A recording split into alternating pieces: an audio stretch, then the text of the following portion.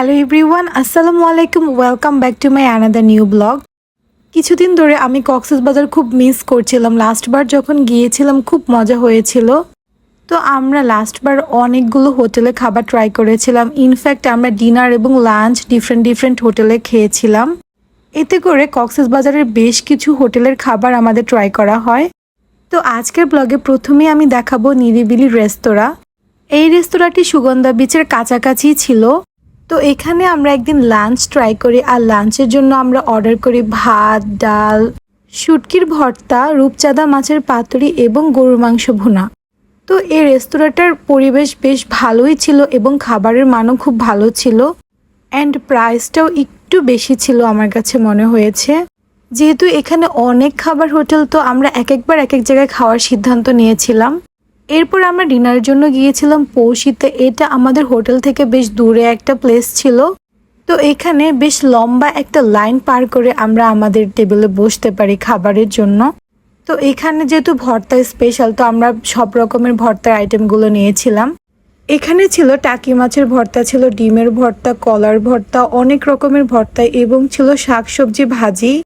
তো সবার রিভিউ শুনেছিলাম এখানে নাকি বেশ মজার খাবার পাওয়া যায়। আসলেই তাই, এখানে অনেক মজার ভর্তা পাওয়া যায়, আর প্রাইসও নিরিবিলি রেস্তোরাঁ থেকে কম নেওয়া হয়েছিল। এত রকমের ভর্তা পেয়ে আসলে আমরা খুব এনজয় করে খেয়েছিলাম। এখানেও আমরা গরুর মাংস এবং রূপচাঁদা মাছ অর্ডার করেছিলাম। এরপর আমরা আরেকদিন দুপুরে খেয়েছিলাম জাউ বাগানে। এখানে খাবারগুলো যেমন টেস্টি, দামও খুবই কম ছিল। এখানে আমরা অর্ডার করেছিলাম গরুর মাংস, মুরগির মাংস এবং হাঁসের মাংস ভুনা। সাথে নিয়েছিলাম সব রকমের ভর্তা, ভাজি এবং এখানকার স্পেশাল লইট্টা ফ্রাই। তো আমার কাছে সব থেকে মজা লেগেছে লইট্টা ফ্রাই এবং হাঁসের মাংস ভুনা।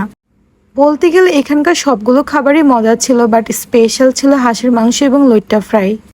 তো ওই দিন রাতে আমরা খেয়েছিলাম রূপসী বাংলা নামের একটা রেস্টুরেন্টে। ওই রেস্টুরেন্টটা দেখতেও বেশ স্পেশাল ছিল এবং খাবারগুলো খুবই স্পেশাল ছিল। যেহেতু একটু ওয়েল ডেকোরেটেড ছিল, অফকোর্স দামটাও একটু বেশি ছিল। তো ওখানে আমরা কেউ নান, রুটি, সবজি এবং মাংস নিয়েছিলাম, আর কেউ রাইসের সাথে নিয়েছিলাম লইট্টা ফ্রাই, রূপচাঁদা ফ্রাই। তো ওইখানের খাবারগুলো বেশ মজারই ছিল। এখন আমি যে রেস্টুরেন্টের নাম বলবো, এটাকে আমি হাইলি রিকমেন্ড করব। আর কক্সবাজার গেলে আমি বলবো এখানে অবশ্যই খাবার ট্রাই করবেন। এই রেস্টুরেন্টের নাম হচ্ছে আল গনি। এখানে বিরিয়ানি থেকে শুরু করে, ভাত থেকে শুরু করে সব রকমের খাবার পাবেন, ইভেন ডেজার্ট আইটেমগুলোও পাবেন। তো আমরা আলগনিতে এসে ট্রাই করি সাদা ভাত, ডাল, সব রকমের ভর্তা, ভাজি, হাঁসের মাংস ভুনা, শুটকি ভুনা। এছাড়াও আমরা এখানে ট্রাই করি বিরিয়ানি, এবং এদের চাটাও কিন্তু খুবই ইয়াম্মি। এবং আমি এখানে পেস্ট্রিও ট্রাই করি। তো সবগুলো খাবার এতটাই ইয়াম্মি ছিল, আমি এটার রেটিং করলে 10 on 10 দিব। আর যারা নতুন কক্সবাজার যাবা, তারা যদি একটু এক্সপেন্সিভ খাবার খেতে চাও, তাহলে আমি বলবো আলগনিতে যাও। আর যদি একটু নর্মাল খেতে চাও, তাহলে বলবো জাউ বাগানে যাও। এই দুইটার খাবারই আমার সব থেকে বেস্ট লেগেছে। আর কক্সবাজার এসে আমি অনেক মজার একটা ফল খুঁজে পেয়েছি। এই ফলটা আমি এর আগে কোথাও দেখিনি। এই ফলটির নাম হচ্ছে আনারকলি। এতটাই মজা, ছোট্ট একটা ফল, আপনি একটা খেলে কিন্তু আপনার মন ভরবে না। আমি তো দিনে 3-4টা করে খেতাম। আর এই ফলটা একটু টক মিষ্টি হয়, সাথে একটু চিনি, লবণ এবং মরিচ মাখিয়ে ভাইয়ারা তৈরি করে দেয়। খেতে অসম্ভব মজা, আপনারা হয়তো অনেকেই ট্রাই করেছেন। এই আনারকলি কক্সবাজার খুবই ফেমাস। এগুলো যেগুলো একটু বড় সাইজের হয় এবং পাকা হয়, ওগুলোর দাম 50-60 টাকাও রাখা হয়। আর যেগুলো একটু কাঁচা, ওগুলোর দাম একটু কম। আমি যখন এই ব্লগটা তৈরি করছিলাম, আমার লাস্ট কক্সবাজার ট্রিপের কথা খুব মনে পড়ছিল।